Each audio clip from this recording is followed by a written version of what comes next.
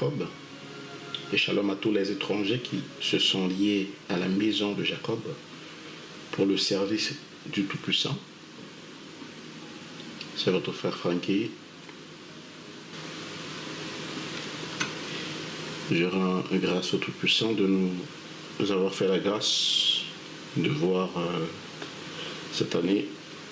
Notre partage aujourd'hui consiste à parler du jugement, du jugement de Dieu dans l'Église, au milieu de son peuple, au milieu de son peuple, parmi ceux qui sont rebelles à sa parole.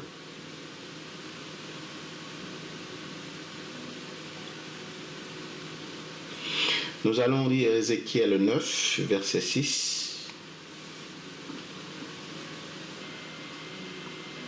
Vous allez voir le jugement terrible de Dieu contre les faux prophètes,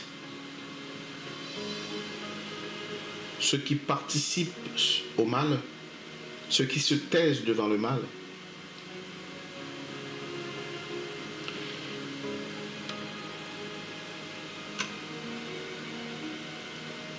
Ézéchiel 9, le verset 6. Il est écrit: détruisez les vieillards, les jeunes hommes, les vierges, les enfants et les femmes, mais n'approchez pas de quiconque aura sur lui la marque, et commencez par mon sanctuaire. Ils commencèrent par les anciens qui étaient devant sa maison, devant la maison. Commencez par mon sanctuaire, dit l'Éternel. Dans le livre d'Ézéchiel, Dieu ordonne à des agents de destruction de commencer leur action par son sanctuaire, indiquant ainsi que même ceux qui sont chargés du service sacré, mais qui sont engagés dans l'apostasie, dans le mal, seront soumis au jugement divin. L'ordre est clair. Commencez par mon sanctuaire. Cette instruction souligne que le sanctuaire, le lieu de la présence divine, est le point de départ du jugement divin. C'est le point de départ d'un nettoyage complet.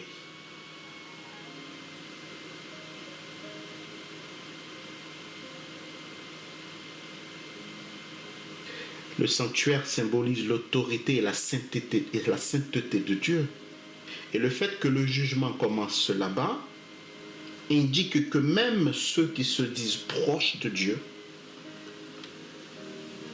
comme les anciens, les prêtres, les pasteurs, les bishops, les apôtres, les prophètes, ne seront pas épargnés s'ils participent à l'idolâtrie, à l'injustice, au mal, à l'iniquité.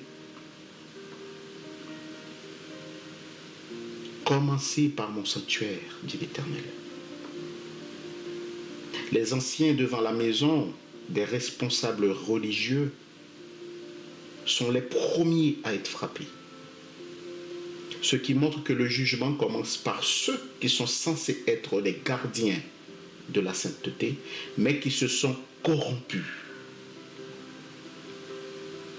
Ce passage illustre que l'appel ou l'onction ne protège pas ceux qui, au sein de l'Église, ont un lien étroit avec la magie, la sorcellerie, l'impudicité, la franc-maçonnerie.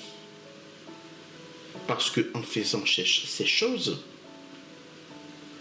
et en même temps monter sur la chair, vous profanez le sanctuaire.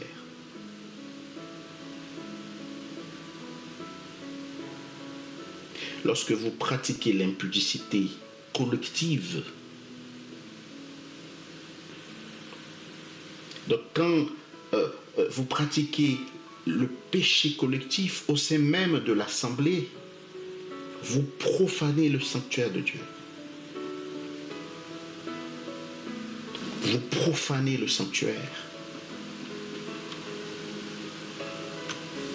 le sanctuaire, lieu de sainteté, devient le point de départ d'un nettoyage quand il est souillé par l'idolâtrie, le mal et l'injustice.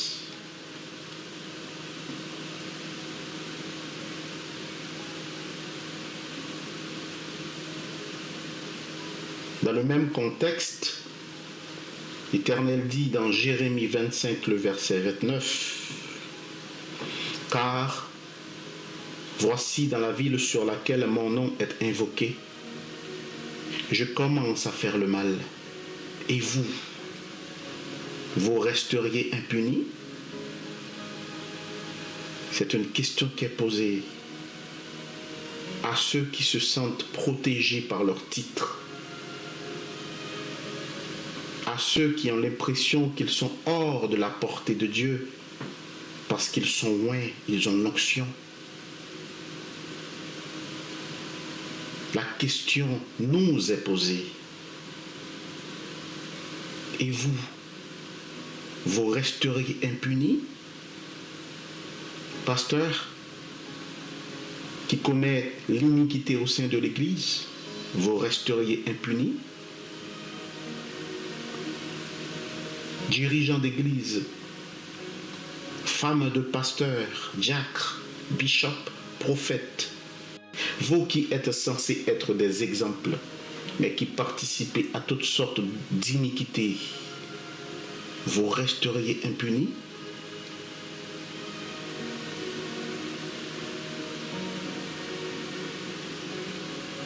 Ceux qui se font complices des pasteurs dans leur mal, des épouses complices également de leur mari pasteur, vous resterez impunis?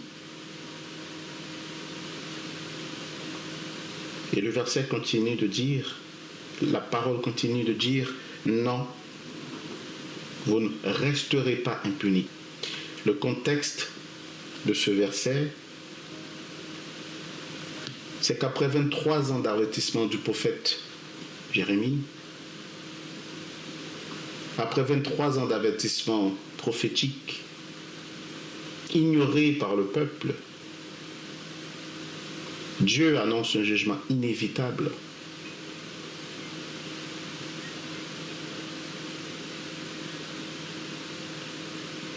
Qui se révélera par un exil massif du peuple d'Israël.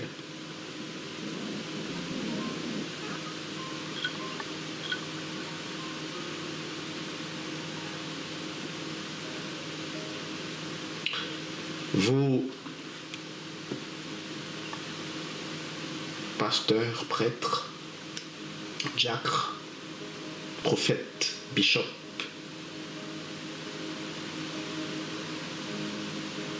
qui avez été appelés, peut-être, et que vous vous êtes détournés de Dieu. 1 Pierre 4, verset 17 déclare que le temps est venu que le jugement doive commencer à la maison de Dieu. 1 Pierre 4, le verset 17. Le temps est venu que le jugement doive commencer à la maison de Dieu.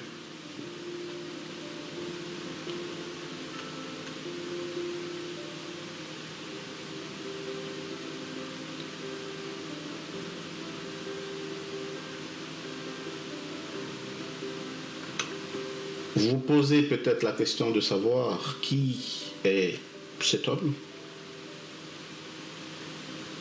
qui se permet de parler comme ça. La réponse est que je ne suis personne. Mais le Tout-Puissant nous a fait grâce, une grâce imméritée de nous donner une chance. Il nous a fait la grâce de voir dans le secret des choses, de voir certaines choses que certains d'entre vous, dirigeants d'église, cachés au grand public. Et quand nous avons posé la question de savoir qu'est-ce que nous devrions faire de ces informations? Pourquoi nous? Parce que nous ne sommes rien, nous. Nous ne sommes personne.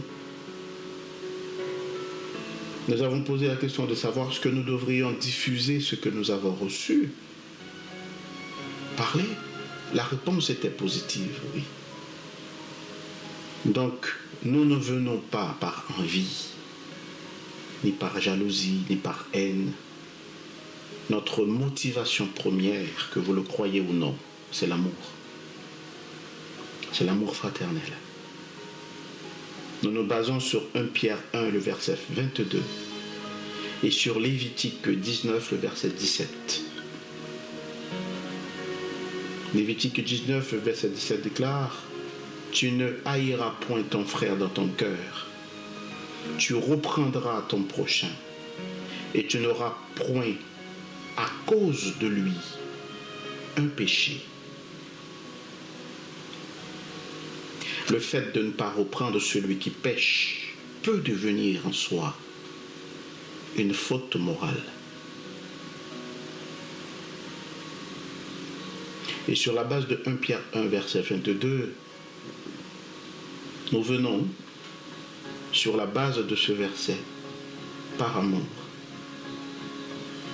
1 Pierre 1, verset 22, la parole déclare: ayant purifié vos âmes en obéissant à la vérité, pour avoir un amour fraternel sincère, aimez-vous ardemment les uns les autres de tout votre cœur. Ce n'est pas un amour partiel ou à demi-mesure qui nous est demandé ici, mais un amour complet. Et par rapport à cet amour que nous avons pour le Tout-Puissant et pour nos frères et nos sœurs, nous venons parler et dire ce qui ne va pas.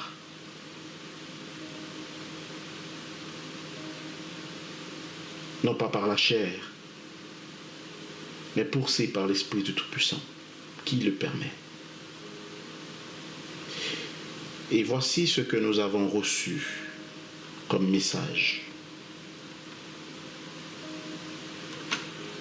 Le premier message concernant la punition qui va être appliquée et qui est sur le point d'être appliquée dans l'Église par le Tout-Puissant, nous l'avons reçu sous forme de vision. Je me trouvais dans une assemblée, j'étais assis dans une assemblée, une église. J'étais assis au premier étage. Et l'étage était carrément en face de la chaire. On va dire que voilà, l'étage supplombait la chaire. Donc j'étais en haut et la chaire était en bas, mais en face. Et à côté de moi, en fait, une arme de type revolver est sortie du plafond, là où j'étais assis. Et cette arme se met à tirer en direction de la chaire. Et des personnes sur cette chaire, le pasteur, plusieurs autres frères qui étaient avec lui sur la chaire, le corps pastoral, ils étaient touchés. Les projectiles les avaient touchés.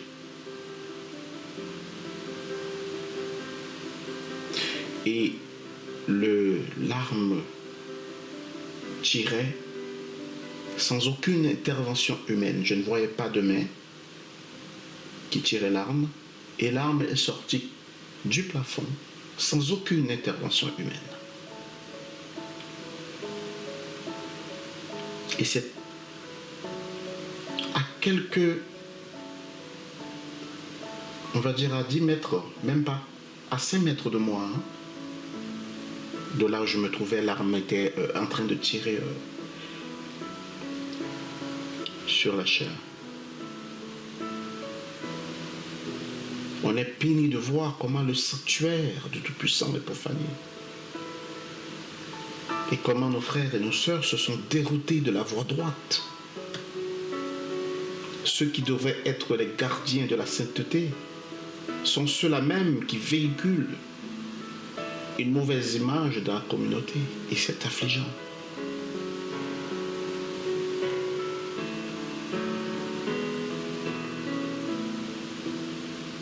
Voilà pourquoi on parlait du péché collectif. Quand vous avez un dirigeant, un pasteur,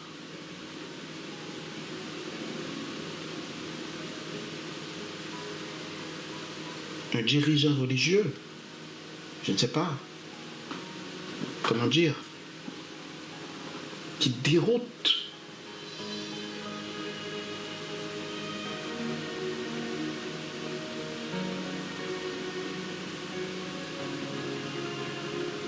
et que dans cette assemblée, des personnes, des frères, des sœurs qui sont dans cette assemblée ferment les yeux sur les frasques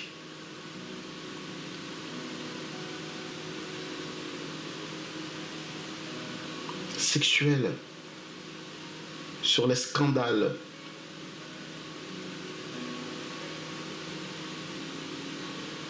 répétés de ce dirigeant,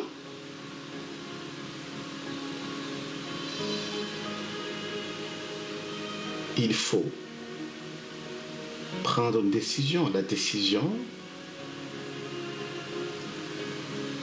la première chose à faire, c'est de prier et de demander au Tout-Puissant la force de vous retirer de là.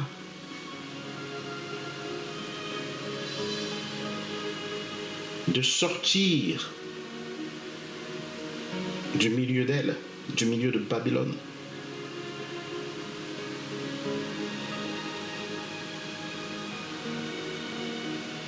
Si la tête est malade, tout le corps sera gangrené par cette maladie, si c'est un virus. 1 Timothée 5, le verset 22, ne participe pas au péché d'autrui.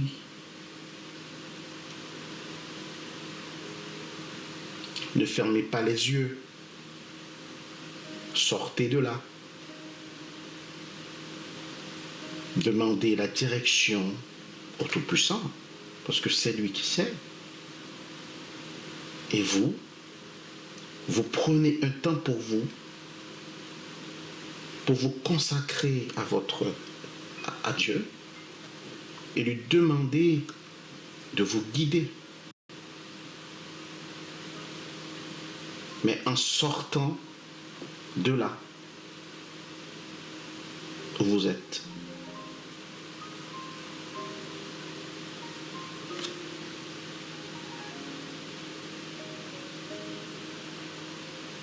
Une petite précision s'impose. Je n'encourage pas les fidèles à sortir de leur église. Ne me faites pas dire ce que je n'ai pas dit. Je dis tout simplement, quand il y a des scandales répétés, quand la tête est malade, des scandales répétés sortant de la direction même de la prêtrise, je demande juste de demander à Dieu de vous diriger, de prendre un temps de jeûne et de prière pour que le Tout-Puissant vous fasse grâce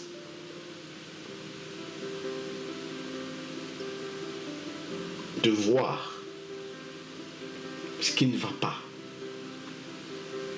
dans l'assemblée où vous êtes.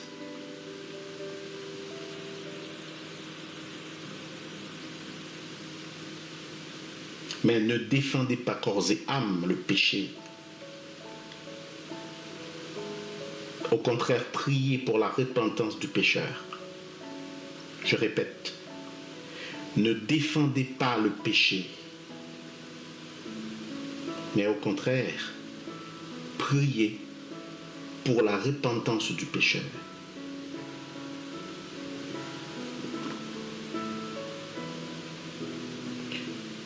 Le Christ a donné un conseil précieux. Je pense que ce conseil devrait être appliqué dans chaque assemblée par tous les frères et sœurs. Nous allons lire Matthieu 18, le verset 15 jusqu'au verset 18. Si ton frère a péché, c'est le Christ qui parle, si ton frère a péché, va, reprends-le entre toi et lui seul. S'il t'écoute, tu as gagné ton frère. Mais s'il ne t'écoute pas, prends avec toi une ou deux personnes afin que toute l'affaire se règle sur la déclaration de 2 ou 3 témoins. S'il refuse, verset 17, s'il refuse de les écouter, dis-le à l'Église. Et s'il refuse aussi d'écouter l'Église, qu'il soit pour toi comme un païen et un publicain. Je vous le dis en vérité, tout ce que vous lirez sur cette terre sera lié dans le ciel, et tout ce que vous délirez sur la terre sera délié dans le ciel. La règle d'or, la conduite à appliquer ou à suivre dans le cas où un frère, qu'il soit dirigeant d'église, pasteur, bishop, le maître de l'église nous a donné la directive. On est tous des frères devant le Seigneur. Le maître de l'église, c'est Christ.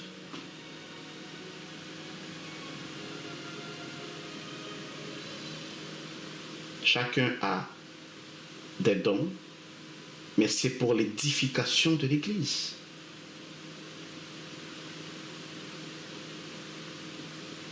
Il n'y a pas un qui soit plus important que l'autre dans l'église. On est tous des frères et des sœurs. Donc l'orgueil n'a pas sa place en fait dans l'assemblée parfaite de Dieu. J'ai bien dit, l'assemblée parfaite de Dieu.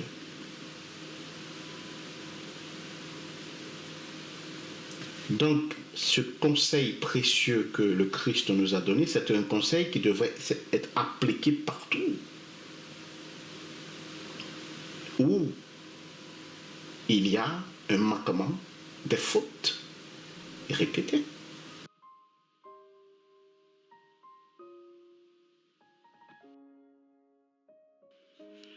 Nous avons reçu un deuxième message, toujours en lien avec les pasteurs des églises et ceux qui se mettent à la tête des assemblées dans le courant de l'année 2025. Voici ce que j'ai vu. Je me suis vu comme si j'étais dans une salle où il y avait une étude de la Bible, comme il y en a dans certaines assemblées avec une trentaine ou une quarantaine de personnes. C'est une salle assez petite. Ce n'est pas une grande salle. Donc je me suis vu dans cette assemblée. On était une quarantaine, une trentaine, une quarantaine de personnes. Et l'étude était conduite tout naturellement par un frère. Et à ses côtés, une sœur, dont j'imagine dans la vision, dans le songe, être son épouse. À un moment, ils ont demandé qu'on fasse une petite pause de 10 à 15 minutes. Et je me suis vu aussi avec un genre de cahier de notes. Je prenais des notes. Et pour souligner les points sur lesquels j'aurais des questions à poser. Voilà. Et au moment de la pause, j'avais des questions à poser sur l'étude qu'ils ont fait. Et au moment de la pause, je me suis dit, je vais en profiter pour poser des questions aux frères. Et dans cette salle, il y avait un couloir. Et de chaque côté des couloirs, il y avait des petites salles avec des bureaux. Donc, je me suis dirigé vers l'une des petites salles parce que je cherchais le frère, je ne l'ai pas vu. Je me suis dit peut-être qu'il est dans un bureau. Et je me suis dirigé vers une petite salle. Et mais sans aucune arrière-pensée, j'ai pas frappé à la porte. J'ai ouvert la porte parce que je me suis dit, on est dans une église, dans une assemblée, donc qu'est-ce qui peut y avoir dans un bureau que le pasteur et ses collègues. Donc j'ai pas frappé, j'ai ouvert la porte. Et je suis tombé sur une scène ignoble, excusez-moi du terme, une scène choquante.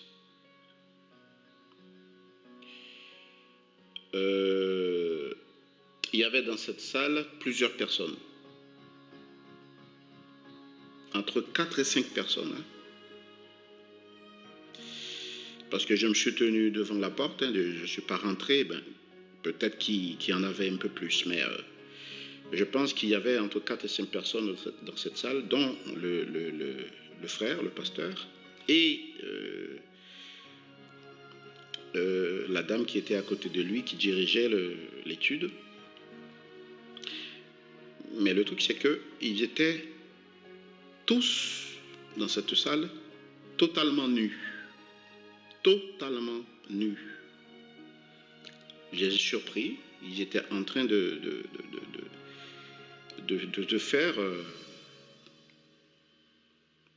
ce que je n'ai pas besoin de dire ici. Donc on est entre adultes. Je pense que vous imaginez. Voilà. Et ce que j'ai trouvé étrange, c'est leur plus étrange, à part le fait qu'ils étaient tous nus dans un bureau ensemble. Et je les ai surpris de faire des choses répréhensibles. C'est leur comportement, c'est leur attitude face à moi. Ils étaient en train, en fait, là, de me regarder d'une façon assez hautaine, on va dire. Donc, comme des gens qui se sont fait déranger, mais qui se sentent un peu frustrés, quoi, parce qu'ils se sentent dérangés, donc des regards assez accusateurs qu'ils me lançaient. Donc moi, gêné, donc j'ai refermé la porte, parce que j'étais plus gêné pour eux, qui étaient dans une situation, dans une position dans laquelle ils ne devraient même pas être, parce qu'ils étaient en plein culte dans une église. Donc j'ai refermé la porte. Voilà. Et par la suite, ce qui m'a encore choqué, c'est qu'ils ont repris le culte, ils ont repris le service de l'étude biblique. Donc c'est ça le songe qui m'a été donné de voir. Donc mon message, c'est quoi? Mon message s'adresse aux pasteurs, aux dirigeants d'église, aux frères qui ont cette charge de diriger les âmes. Vous qui pensez que vous pouvez vous moquer du Tout-Puissant et que vous avez des secrets Mon message, c'est que Dieu voit tout. Il connaît tout. Aucun secret, et je pense que vous le savez, aucun secret ne peut lui être caché. Et il dévoile ses secrets à ses enfants. Parce que dans le songe, je n'ai pas vu un visage que je reconnais. Hein. C'est pas le visage d'un pasteur que je connais, non. Donc, ce message, en fait, c'est un message qui s'adresse pas à quelqu'un en particulier, non, mais au poste que vous occupez. C'est le poste maintenant qui a été mis en évidence dans ce songe. Le poste du dirigeant d'église, le poste de pasteur. Voilà, je ne sais pas si je l'ai bien décrit, je ne sais pas si c'est un poste, hein, mais bon, on va dire que c'est un poste. C'est le poste que vous occupez en fait. Donc, c'est ça le message. Tout sera mis à nu. Et il n'est pas content. C'est pour ça que son jugement commencera par le sanctuaire, comme il l'a dit dans Ézéchiel.